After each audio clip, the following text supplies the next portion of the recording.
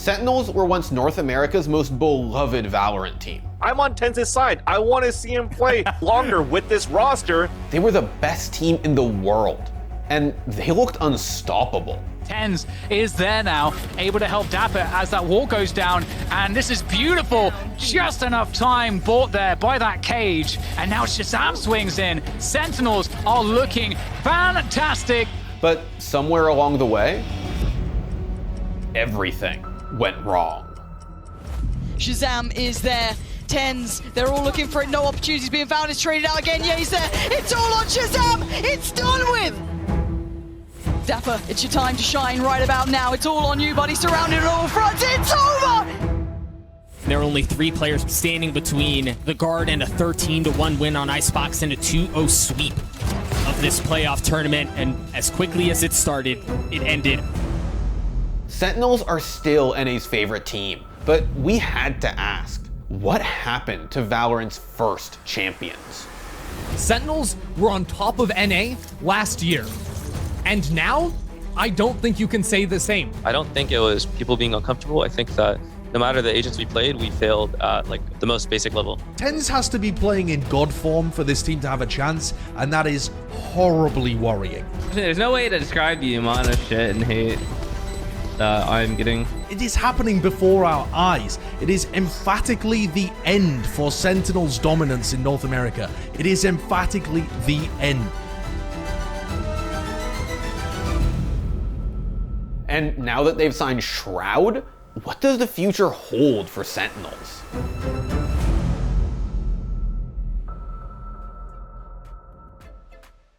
Hey folks, before we get into the video, I want to ask you to please sub to the channel if you haven't done it yet, and please turn on notifications. And once you've done that, you can head over to twitch.tv/theScore esports and follow us there because we are streaming all the time now and you don't want to miss a stream. Okay, so Sentinels were Valorant's first ever international champions. Magnum's in the smoke here. TenZ. Oh my God! Magnum's got no HP. Not like this. Sentinels. They're gonna get the defuse. They've done it. Sentinels are the Masters 2 Reykjavik champions. But even before their first big win, when Valorant's competitive scene was still brand new, Sentinels were already far ahead of the competition. To be able to qualify already on the champion stage, getting all the points, winning Masters 1, winning Masters 2, they're on fire so far. TenZ was the team's brightest star. But TenZ and company holding on, but the response from Cloud9 has been swift as well. But this, it's gonna go all the way for the ace. You have to be kidding me. Shazam was the mastermind behind Sentinel's best strats. Shazam is the one to dissect their opponents and be able to take anyone down right now. And they're looking good to try to finish this one. Shazam has to go to the side, gets concussed, has to be great on his first. Oh my God! How on earth has he done that? Sick had the versatility to make pretty much any situation work. Doubled up here and lands, and that's going to be the double swing, but the timing of Sick, it's a bit mistimed. Still, he gets 2. What is that? Another nade. Yep, pushes him off. He got that one back pretty quickly. Pushing all the way down short. He knows the play is there. Will it be the ace for him? Showstopper in hand, right round the corner. Dapper was an irreverent clutch god who could consistently back up his disrespect. And looks like he's going to find it on the flank, and Nico being spotted now as well, trying to get some extra. Oh no, no, no, no, no, no, no, no, no, Dapper! No! I can't believe you've done this in the grand final. And finally, there was Zombs, one of the best controller players in the game. High angle, low angle. He's trying to clear all the other potentials, and now he's decided, right, this has to be it. This is where they're going to be. I'm still going to try and get that. Whoa! No way, Zombs. That spray couldn't have been better.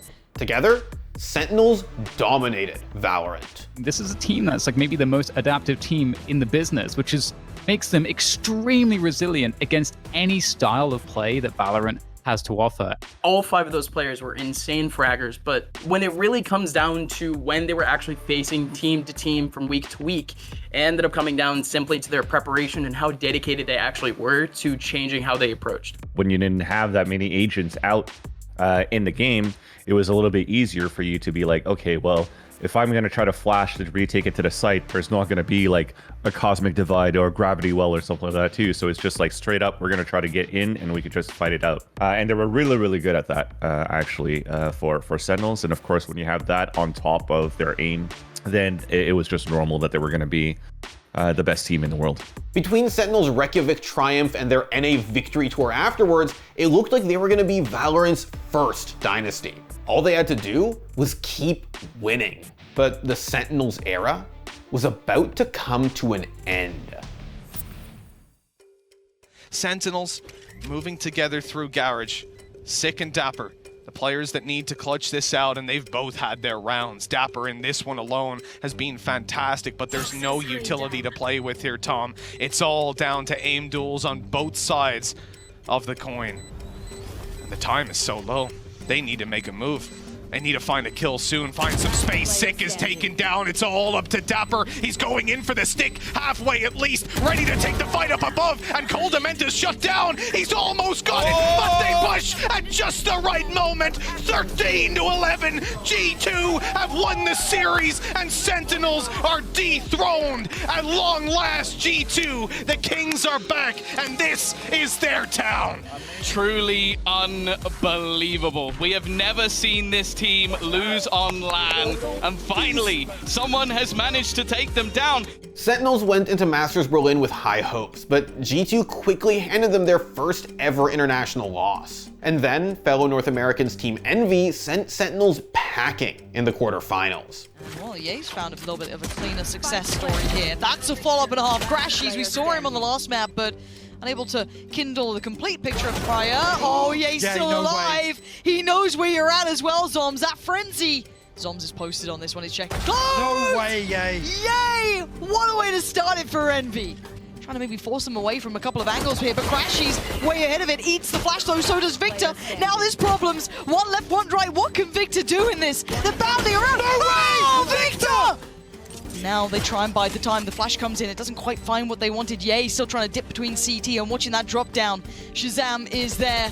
Tens, they're all looking for it. No opportunities being found. It's traded out again. Yay's there. It's all on Shazam, and it's over. It's done with. They say when you come for the king, you best not miss. And Envy, they didn't. Sentinels, you don't often get to see it. Made to look human. The first slice of blood came towards them earlier in this tournament by a European team, and now the North American brothers have gone one step further. The loss was obviously disappointing, but at that point, it was just one tournament. It was impossible to say where the team would go from there. Still, people had all kinds of theories about why the gods of Valorant fell so early, from cracking under the pressure to just making bad in-game decisions. But Sentinels had no doubt that they could make a comeback at champions. Masters 3 Berlin obviously was our worst placing as a team this year, but I think that the thing that defined us as a team is how we handled losses, and I think that we handled that pretty well. From the time between Masters 3 and now, we haven't played an official match. There's like no complacency here. We knew that when we came into Europe that we were going to book out scrims as much as we can, and I'm feeling really confident. Unfortunately, confidence could only take Sentinels so far. Hi, Puck, are we about to see Sentinels potentially sent home? By crew. And it all comes down to this, 12-11, one team beckoning for greatness, and they're gonna flash. No way! No way! Destroys 3 through the smoke! What? Oh my god! 3 through the smoke! No way, that's how they lose. And it's all down to Dapper and Sick. Sick fighting with everything. Oh my. Dapper, it's your time to shine right about now. It's all on you, buddy. Surrounded on all fronts. It's over! It's done with! Oh my god. No fucking way, man. Expectations against Oh my god. No one would have said this would have been the outcome. No one in their right mind would have said that. Sentinels' run at Valorant Champions finished in the group stage. A shocking result from a team that just a few short months ago looked superhuman. Dude, my heart hurts for Tens. I feel like he's super sad. Removing Sentinels. I know we lost, but like, or people are saying like stuff about certain agents, but I didn't feel uncomfortable with the role on Sky. I feel like it fell apart in our communication and like teamwork. You know, I don't think it was people being uncomfortable. I think that no matter the agents we played, we failed at like the most basic level. It sucks. We were all sad, dude. I could tell it affected the guys. Everyone really cared. As much as people think we don't care, or the narrative that NA doesn't care about streams or whatever, I promise, like, I know our team tried really hard. And sadly, things were about to get even worse.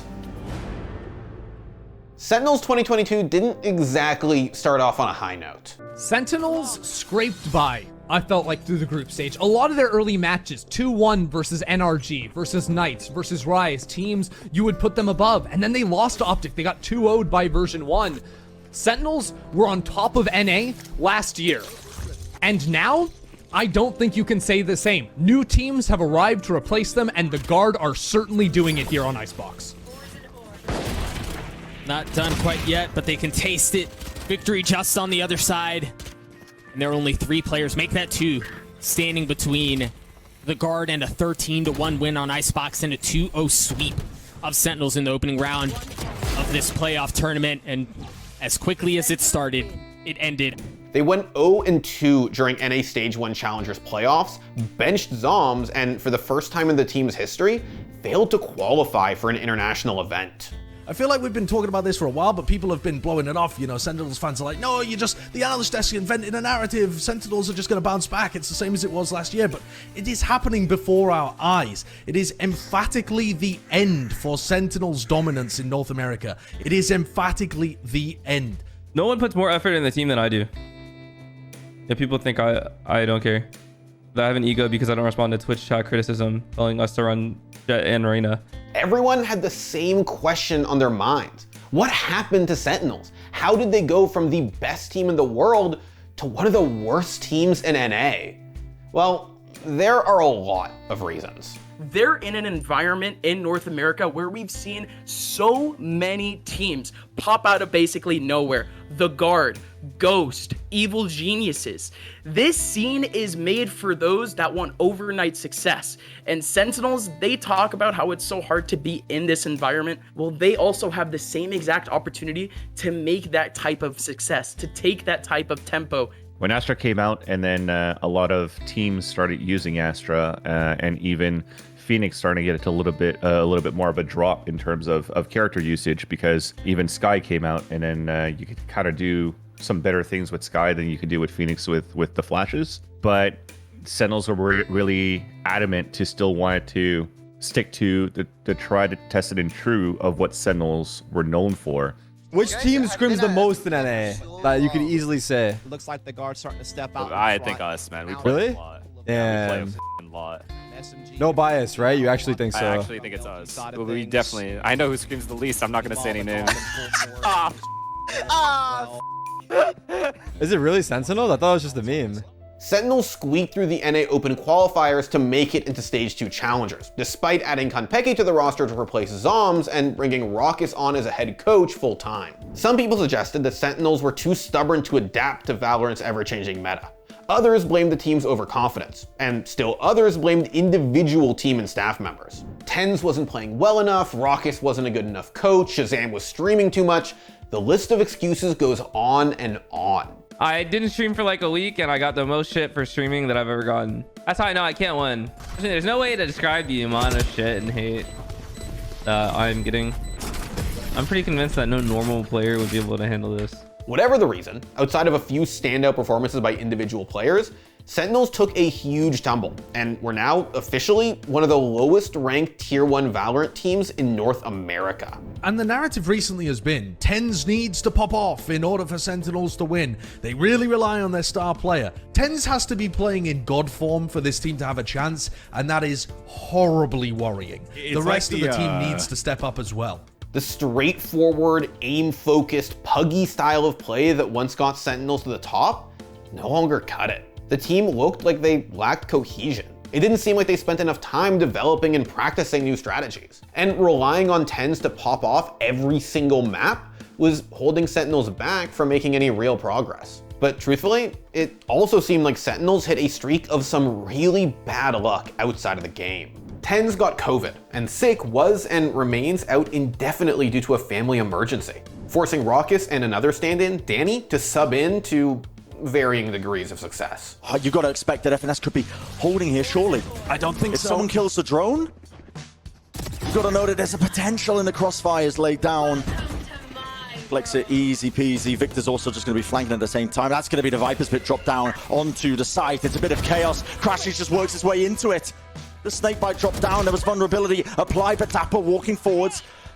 Head's found, and now he's just trying to stick the plant, but no one's covering. With the ult in the way, yeah.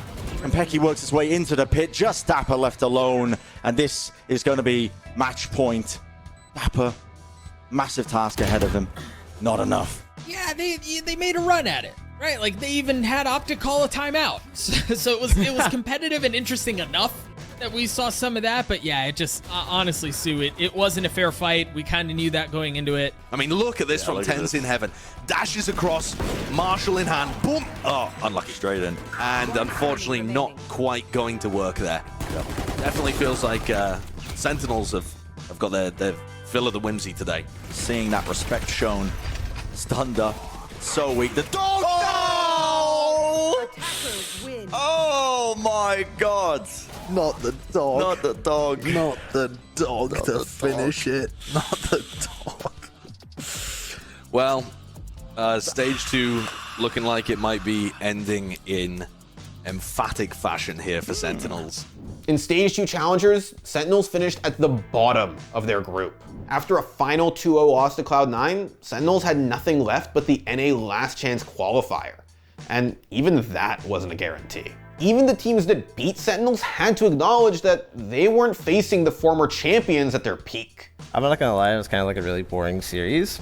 And I'm not saying that because oh, we're so much better, so it's like boring. I'm saying it was kind of like it was kind of like we knew they were like really like handicapped because of the 2 subs. So like it kind of sucks not playing people when they're at their best, you know. So luckily for Sentinels, there was a team that managed to do even worse than them, which gave Sentinels a spot in the last chance qualifier. Bro, Sentinels are gonna qualify for LCQ. You may be able to beat them down, but you can't keep them out. You can't keep them out, and that's why they're the fucking best. We'll be back. Don't you worry your little heart. We'll be back. The last chance qualifier is exactly that for Sentinels. It is their last chance to make it to champions and turn around the toxic narrative that's been developing around the team. Sentinels, they haven't had a coaching staff. They haven't had enough time really, I think, dedicated to themselves to really focus on being creative, on changing the way that Valorant is played. It's one last chance. They could put all 5 of their brains into one go. I think LCQ is that chance to finally see those comp changes. In the end, the fan base that hates Sentinels as much as the fan base that loves Sentinels, even the ones that hate deep down inside actually do love Sentinels. So I think it's just nothing but a positive thing for the org and for the team. And to make things even more complicated, just a month before the LCQ, Sentinels announced who was officially gonna stand in for Sick. Shroud. I'm back, baby. I'm back. What's up, teammate? I'm gonna be playing for the LCQ. I'll be there. I will be in the LCQ. I have a lot of grinding to do, catch myself up. But hey, I'm not alone, so. Sentinels also picked up Zelsis to round out their LCQ roster, and they got one of the best analysts in Valorant on their staff. Needless to say, they're taking the last chance very seriously. But everyone is talking about Shroud. And sure, people say that Shroud is one of the greatest first-person shooter gamers of all time. But he hasn't played a professional game of anything in 4 years. No one knows how this insane gamble is gonna play out. So now, after all of that, where does this leave Sentinels fans? The die-hard NA homers who watch their idols rise to the very top and crash to the absolute bottom in just 1 year. Well, they still have hope, because Sentinels know what they need to work on, and they're determined to do better. Bootcamp Reddit is finally happy. Yeah, Sentinels tweeted we're bootcamping. I'm just gonna be playing like 24/7 probably at the bootcamp. The real practice is going to start at boot camp, but yeah, we've kind of started scrimming and getting accustomed to things. How's the boot camp going so far? How do you think y'all do? I mean, we're doing really well. We're progressing really fast. We're gaining the chem really quick. Just one map at a time. Take it one map at a time. The future of Valorant as a whole is up in the air right now. Beyond the LCQ and Champions, franchising is on the horizon. And Sentinels are going to need to step it up if they want to enter the new era of Valorant as more than just fallen heroes. But no matter what comes next, Sentinels will have always been the first. The first to be the best. The first to be the biggest. The first to be everyone's favorites. They're already a huge part of Valorant history. And maybe they can be the ones who write its next chapter. Maybe head around a bit.